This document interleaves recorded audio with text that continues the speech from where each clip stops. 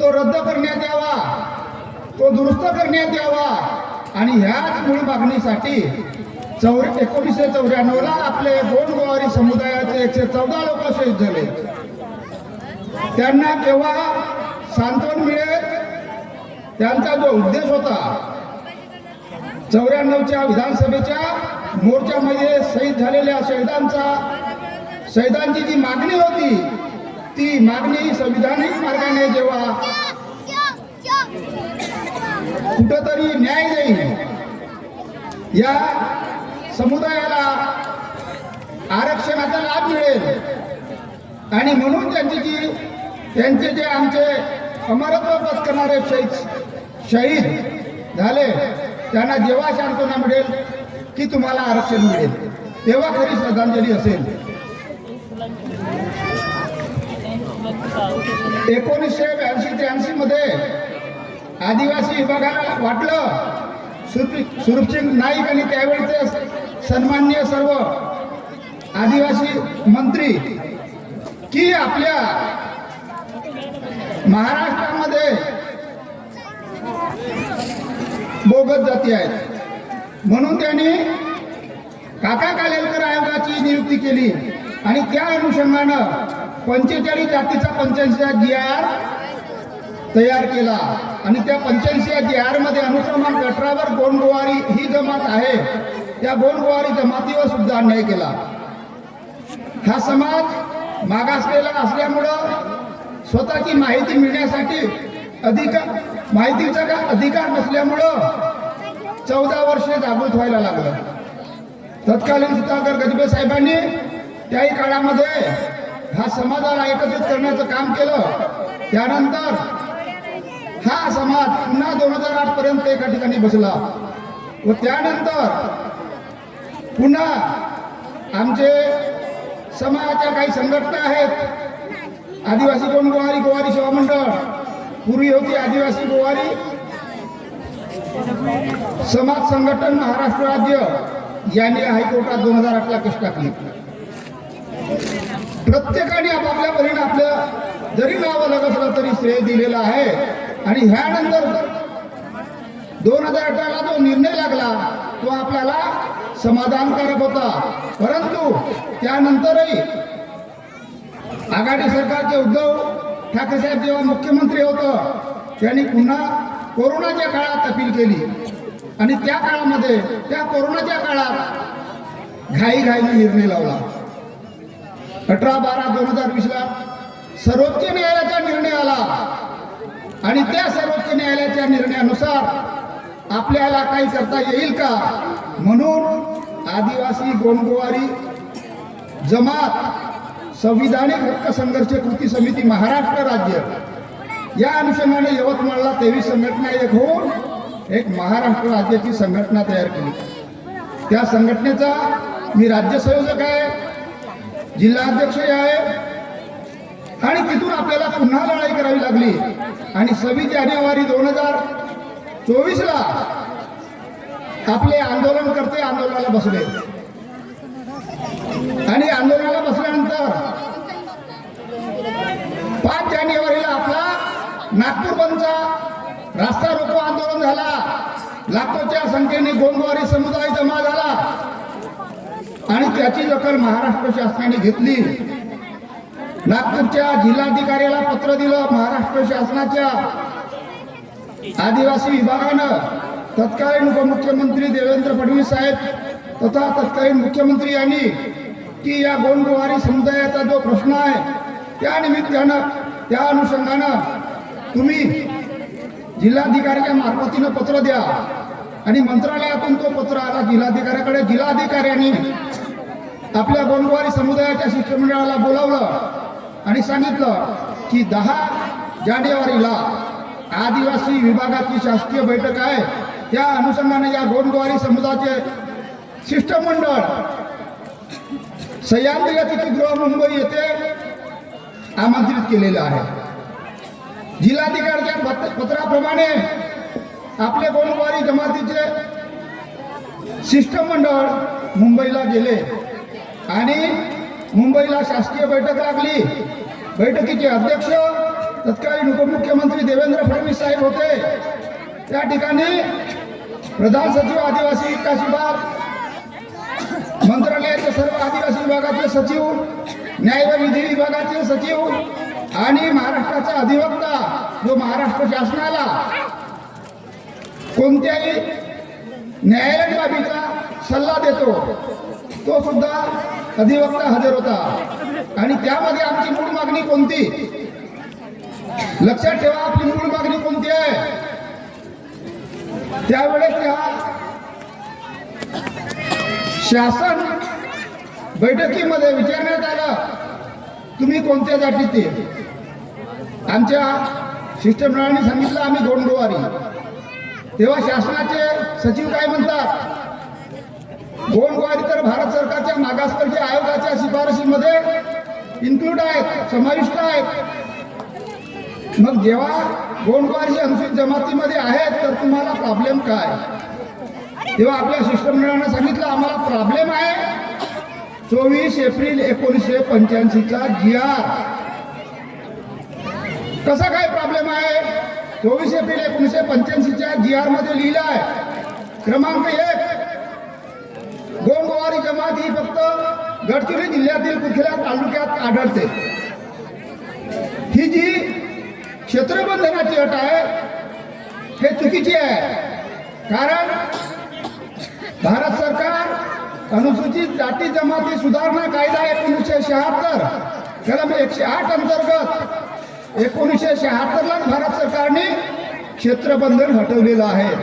असे असताना राज्य सरकार एखादा भारत सरकारच्या कायद्याच्या विरोधात जाऊन 85ला शासन निर्णय काढतो तो कायद्याच्या विरोधात आहे.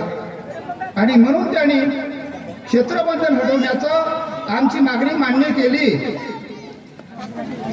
दुसरी मागणी होती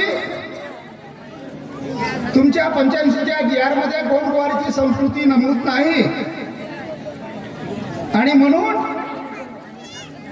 18/12/2020च्या सर्वोच्च न्यायालयाच्या निकालातील मुद्दा क्रमांक 83 अंतर्गत गोंडगोवारीची जी संस्कृती नमूद केली आहे सर्वोच्च न्यायालयाने त्या संस्कृतीनुसार गोंडगोवारीला जात प्रमाणपत्र वैधता प्रमाणपत्र देण्यात यावं. त्यांनी तीही मागणी मान्य केली. तिसरी मागणी होती आमचे पुरावे हे गोवारी गोवारा गवारी असतील. कारण 1953ला भारत सरकारचा मागासवर्गीय काकासाहेब कालेलकर आयोग यांनी संशोधन केलं आहे की गोंडाची उपजमात गोवारी आहे. त्यानुसार आमचे मूळ पुरावे गोवारी असतील. दुसरं 2005ला महाराष्ट्र शासनाच्या आदिवासी विभागाला वाटलं की गोंडगोवारी जमातीचं संशोधन करावं, त्यांचे पुरावा घ्यावा म्हणून एक संशोधन समिती नेमण्यात आली. या समितीचे अध्यक्ष 2005चे तत्कालीन मुख्यमंत्री होते. 2005 आदिवासी संशोधन समिती गडचिरोली जिल्ह्यातील कुठल्या तालुक्यात आली. त्यांनी संशोधन केलं आणि 12/5/2006ला महाराष्ट्र शासनाला अहवाल सादर केला. त्या अहवालामध्ये आदिवासी संशोधन समितीने काय लिहिलं, गडचिरोली जिल्ह्यातील कुठल्या तालुक्यात गोंडगोवारीचे मूळ पुरावे तपासले असता गोवारी गोवारा आढळले परंतु गोंडगोवारी आढळले नाही. म्हणून आमची मागणी आहे की तुमच्या संशोधनानुसार आदिवासी समितीच्या संशोधनानुसार 12/5/2006च्या अहवालानुसार शासकीय अहवालानुसार आमची मूळ पुरावे गोवारी गोवारा गवारी असतील. त्यांनी ती बाब मान्य केली. चौथी आमची मागणी होती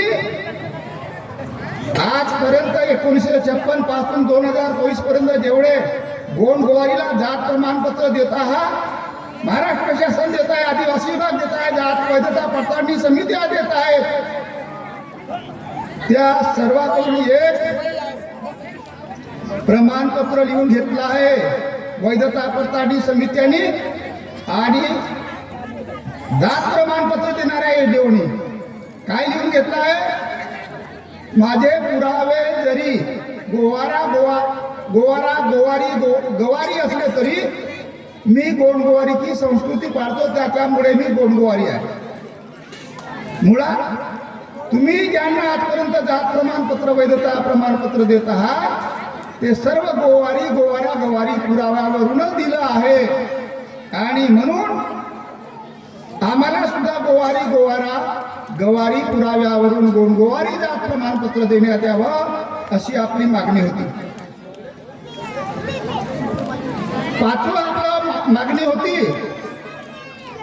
की भारताचे संविधान भाग 3 कलम 12, 14, 15 ब्रॅकेट 2 अंतर्गत या भारतात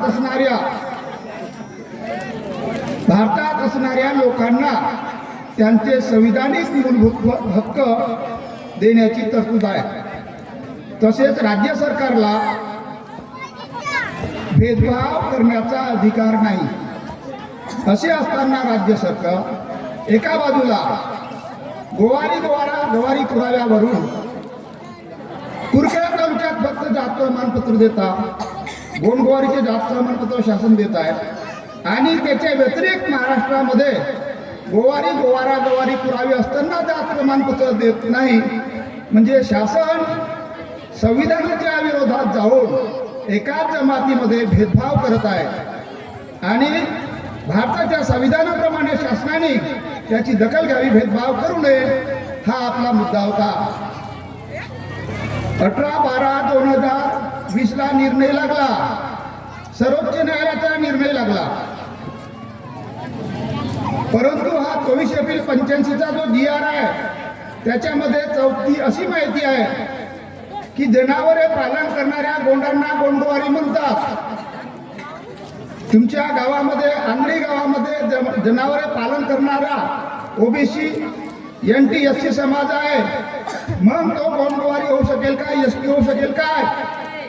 तर संविधानाप्रमाणे तो गोंडगोवारी होऊ शकत नाही. आणि म्हणून जनावरे पालन करणाऱ्या गोंडांना ही जी माहिती आली आहे ही चुकीची आहे, काल्पनिक आहे, त्यामुळे ती वगळण्यात यावी. त्यानंतर त्या 85च्या GR मध्ये पुन्हा असाही नमूद आहे की गोंडासारखी आडनाव असणारे गोंडगोवारी, काय म्हटलं आहे, गोंडासारखे आडनाव असणारे गोंडगोवारी. मी शंकरपूरला असतो, माझ्या गावाजवळ चोटकोरेगाव गाव आहे, तिथं कुंभरे, मळावी, उईके या आडनावाचे खाती समाज आहे. आता गोंडासाठी त्याचं आडनाव आहे म्हणून खाती समाजाला गोंडगोवारीची जात प्रमाणपत्र देता येईल का? नाही देता येणार. म्हणजे संविधानाच्या बाहेरच्या जी माहिती लिहिली आहे त्याच्यामुळे आम्ही आमच्या संविधानिक मूलभूत हक्कापासून वंचित होत आहोत. 20 फेब्रुवारी 2008 मान्य सर्वोच्च न्यायालय मुंबई यांचा निकाल आहे की आडनावाप्रमाणे जात ठरत नाही.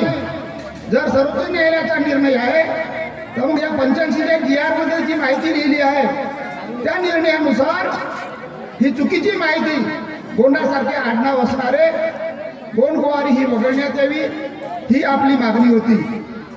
त्यानंतरही गोंडगोवारी म्हणजे गोंडच. गोंड ही जमात 1950 ला अनुसूचित जमातीमध्ये आले, त्याला गोंडाचे पुरावे लागतात. आणि गोंडगोवारी जमात 29/10/56 ला आली. 29/10/56 घटनेत तरतूद भारत सरकारने केलं. गोंडगोवारी जात प्रमाणपत्र घेताना गोंडाचे पुरावे लागत नाही, गोंडगोवारीला गवारीचे पुरावे लागतात.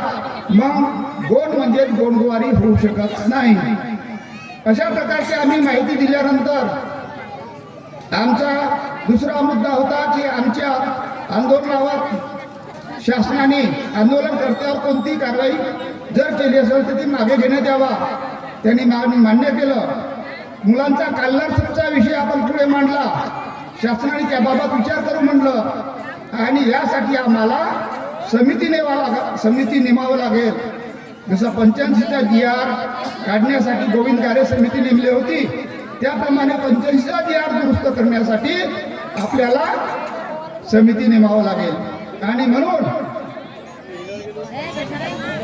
6 फेब्रुवारीला महाराष्ट्र शासनानं एक शासन निर्णय काढला. उच्च न्यायालयाच्या निवृत्त न्यायाधीशांच्या अध्यक्षतेखाली एक समिती नेमली आणि त्या शासन निर्णयामध्ये त्यांचं मानधन एका महिन्याचे 4 लाख रुपये ठरले आणि अशा प्रकारचं या गोंडगोवारी जमातीसाठी शासनाने वडणे समिती नेमून आदिवासी विभागातून 30 लाख रुपये खर्च केलं. मला वाटते महाराष्ट्राच्या इतिहासात हे पहिलंच सरकार आहे की गोंडगोवारी जमातीसाठी एक समिती नेमून आदिवासी विभागातून 30 लाख रुपये खर्च केलं. अशा प्रकारचं 3 शासन निर्णय काढलं. 3 मार्चला सुद्धा एक शासन निर्णय काढला. म्हणजे या जमातीसाठी 3 शासन निर्णय निघाले. असे असताना 6 महिने होऊनही या जमातीला न्याय मिळाला नाही आणि म्हणून या गोंडगोवारी समुदायाला पुन्हा आंदोलन करावं लागलं, पुन्हा उपोषणाला बसावं लागलं, जेलभरो आंदोलन करावं लागलं, ठिय्या आंदोलन करावं लागलं.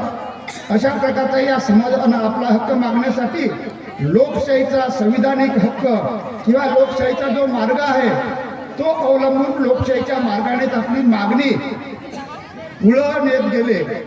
परंतु अशामध्ये आदिवासी समाजाचे बंधू यांनी कलेक्टरवर मोर्चा नेला. आदिवासी समाजाचे 25 आदिवासी आमदार यांनी विधानसभेच्या गाडीवरून उड्या मारल्या आणि त्या पिरियडमध्ये हा जो निर्णय आहे निवडणुकीचा पेटवून थांबवण्यात आला. आणि आम्हाला वाटलं की जर 75 वर्षापासून एकही सरकार आमची दखल घेत नसेल तर मग या समाजानं काय करावं. मग जेवढे आंदोलन आपण केलं ते शासनाचं लक्ष वेधण्यासाठी होतं. आणि हा जो बहिष्कार आंदोलन होता हा सुद्धा येणाऱ्या भविष्यातील कोणतंही सरकार असो त्यांचं लक्ष वेधावं म्हणून आपला बहिष्कार आंदोलन होता. बहिष्कार आंदोलन हा कुण्याही पार्टीच्या पक्षाच्या विरोधात नव्हता. बहिष्कार आंदोलन शासकीय व्यवस्थेच्या विरोधात होता आणि त्याप्रमाणे या गोंडगोवारी समुदायाने ठरवलं बहिष्कार आंदोलन करायचं. त्याच निवडणुकीच्या पिरियडमध्ये गोंडगोवारी जमातीच्या काही आमच्या नेत्यांनी बीजेपीला जाहीर पाठिंबा दिला हे आपण टीव्हीवर पाहिलं. आणि माननीय देवेंद्र फडणवीस साहेबांनी KL वडणे समितीचा अहवाल सकारात्मक देऊन अशा प्रकारची टीव्हीवर सुद्धा माहिती दिली.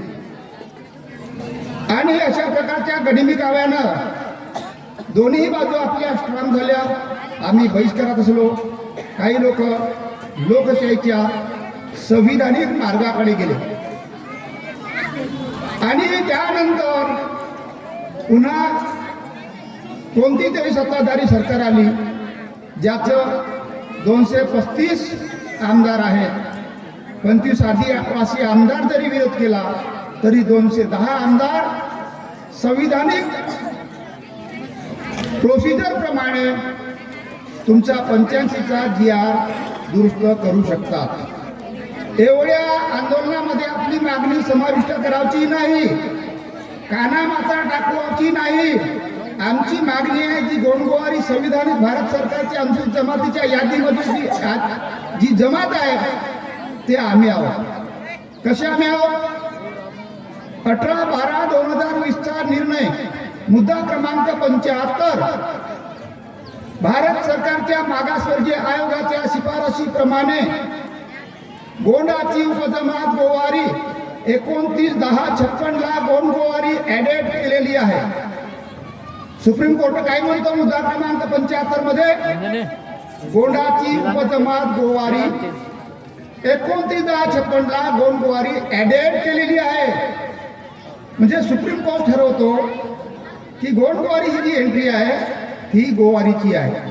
परंतु 7/12 आमचं नाव गोंडगोवारी आहे तर आम्हाला दुसरं नाव घेणे हे संविधानाच्या दृष्टीनं अयोग्य आहे. म्हणून भारत सरकारच्या 7/12 आमचं नाव आहे गोंडगोवारी हे सुप्रीम कोर्ट म्हणतो.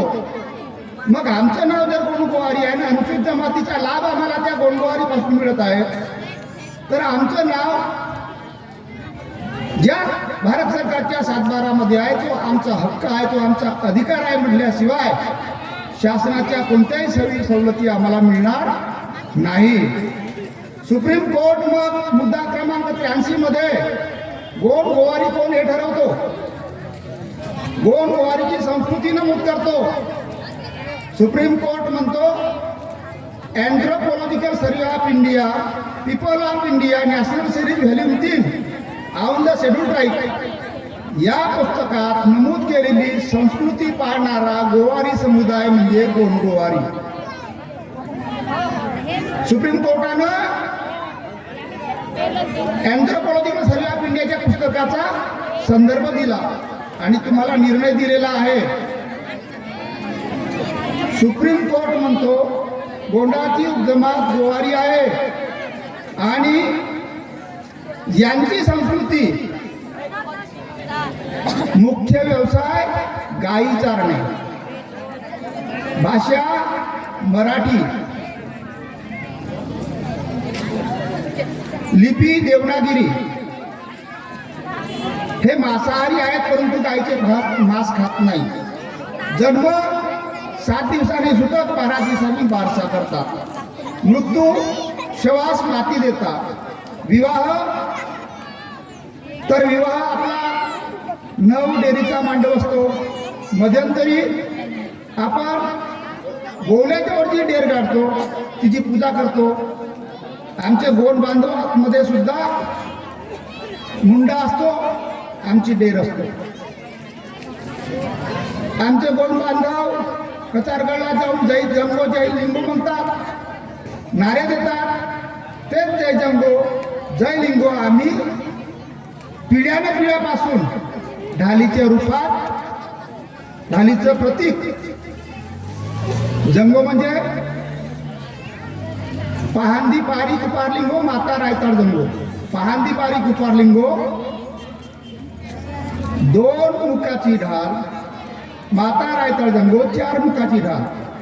आमचे गोंड बांधव कचारगडला जय जंगो जय लिंगो म्हणतात, पण आम्हाला त्या पिढ्यापासून जय जंगो जय लिंगो आमचं दैवत आहे. त्यांची ना आमची संस्कृती आहे काय, कशी आहे. ते मोहाच्या झाडावर देव ठेवतात. आम्ही दिवाळीच्या पहिल्या दिवशी मोहाच्या झाडाची दार पुसतो. एवढंच नाही तर आम्ही प्रत्येक अकाळीपासून किंवा लग्न प्रसंगी आपल्या देवाऱ्यावर देवाची पूजा करतो, मूठ पूजा. आमच्यामध्ये देवी पद्धती आहे, त्यांच्यामध्ये आहे. अशा प्रकारचा हा पूर्व इतिहास, विवाह पद्धत. त्यानंतर मुली पाडीच्या काळात, मुलींना पाडीच्या काळात स्वयंपाकघरात प्रवेश नसतो. स्त्रिया जंगलातून सरपण फळे फुले आणतात. या जमातीच्या लोकांकडे बहुतांश मजुरी व थोडक्यात शेती आहे. यांच्यामध्ये जात पंचायत आहे, प्रमुखास शेंड्या म्हणतात. अशा प्रकारची संस्कृती बाळगणारा गोवारी समुदाय म्हणजे गोंड गोवारी. कोणा म्हटलाय 18/12/2020च्या निर्णयामध्ये माननीय सर्वोच्च न्यायालयाने म्हटलं आहे. आणि म्हणून तिची ढाल आहे, ढाल संस्कृती पाळणारा. तसेच देव वागोबा नागोबा ही जी संस्कृती पाळणारा गोवारी समुदाय आहे तोच गोंड गोवारी आहे. आता अँथ्रोपॉलॉजिकल सर्वे ऑफ इंडिया पुस्तक म्हणजे काय तर भारत सरकारनं, राज्य सरकारनं मंजूर करून या भारतातील सर्व जाती ठरवल्या आहेत, ओबीसी, एससी, एसटी, एनटी. तो पुस्तक म्हणजे anthropological survey of India. K S. Singh, Russell आणि हिरालाल 1916 या मानववंशशास्त्रज्ञांनी अनुक्रमांक 18वर गोंड गोवारीची ही संस्कृती नमूद केली. तीच संस्कृती पाळणारा गोवारी समुदाय म्हणजे गोंड गोवारी असा त्या अँथ्रोपॉलॉजिकल सर्वे ऑफ इंडिया पुस्तकाचा संदर्भ देऊन सर्वोच्च न्यायालयाने आपल्याला निर्णय दिला आहे. असो आपली जी संघटना आहे या संघटनेत बहिष्कार आंदोलनामध्ये सुद्धा एकाग्रता दाखवून संघटित झाला हा समुदाय, त्याबद्दल या समुदायाचं मी ऋणी आहे. जिल्हाध्यक्ष म्हणून मी त्यांचा आभार मानतो. थोडं चालू परिस्थितीकडे येतो. 94ला कांड झाल्यानंतर सीताबर्डी पुलाला, उड्डाण पुलाला 114 गोवारी शहीद उड्डाण पूल म्हणून नाव देणारं बीजेपी सरकार होतं. ते नाकारता येणार नाही. तुमचे अनेक आंदोलन झाले. गृहमंत्री देवेंद्र फडणवीस होता, कोणावरही त्यांनी कारवाई होऊ दिली नाही. मला हे म्हणायचं आहे, पश्चिम महाराष्ट्रातला मराठवाड्यातला जो मुख्यमंत्री होतो, जसं शरद पवार, उद्धव ठाकरे यांना विदर्भातील जमातीबाबत काही देणं घेणं नाही, परंतु विदर्भातील जो मुख्यमंत्री आहे त्याला थोडंसं तरी संबंध आहे. आणि म्हणून आमच्या काही गोंडगोवारी समुदायाच्या नेत्यांनी जसं त्याला आश्वासन दिलं त्याप्रमाणे आम्हाला सुद्धा लोकशाहीच्या प्रणालीने समाजकारणासोबत राजकारण ठेवावं लागेल. तसंच कायदेशीर तरतुदी, संविधानिक तरतुदी ह्या आहे की एका गावापासून पूर्ण राज्यामध्ये मतदान करून जे सदस्य विधानसभेवर गेले त्यांच्यापासूनच मुख्यमंत्री होतो. ही संविधानाची जी पद्धत आहे त्या संविधानाच्या पद्धतीमध्ये ज्याला जे निवडून आलं त्याला संविधानिक अधिकार असतो. आणि म्हणून ज्याला संविधानिक अधिकार मिळालं तोच आपली 85 GR मध्ये दुरुस्ती करू शकतो. आणि त्यामुळं मगाच्या भाषणामध्ये म्हटलं होतं की हिवाळी अधिवेशनामध्ये मोर्चा न्यायला आणि आपल्या देवेंद्र फडणवीस साहेबाला किंवा परिणय फुके साहेबाला ज्या लोकांनी आश्वासित केलं होतं गोंडगोवारी समुदायाच्या संयोजकाला, राज्य संयोजकाला, त्याप्रमाणे तुम्ही आमच्या वडणे समितीचा अहवाल सकारात्मक करा. कारण तो आमचा संविधानिक हक्क आहे आणि ज्याला संविधानिक अधिकार आहे ते सत्ताधारी आहेत आणि त्या सत्ताधाऱ्यांना आमचा हक्क मागण्यासाठी आम्हाला कुठंही किंतु परंतु नसावा. दुसरी बाब ही झाली संविधानिक बाब. कायदेशीर बाब अशी आहे, न्यायालयीन बाब अशी आहे की आपली आदिवासी गोंडगोवारी संस्कृती व कल्याण मंडळ चंद्रपूर अंतर्गत आणि अमरावतीची एक संघटना आपण वडणे समितीमध्ये हस्तक्षेप याचिका टाकली आहे. कशासाठी?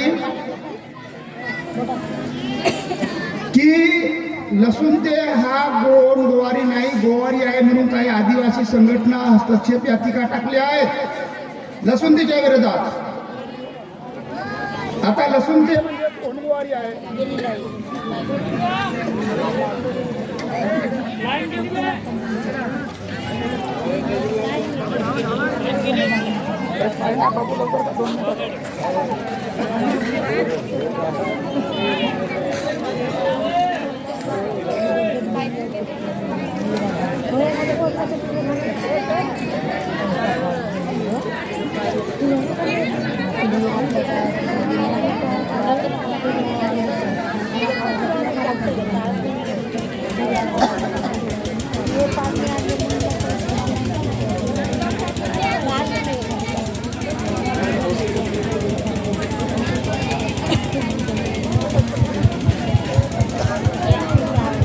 हॅलो.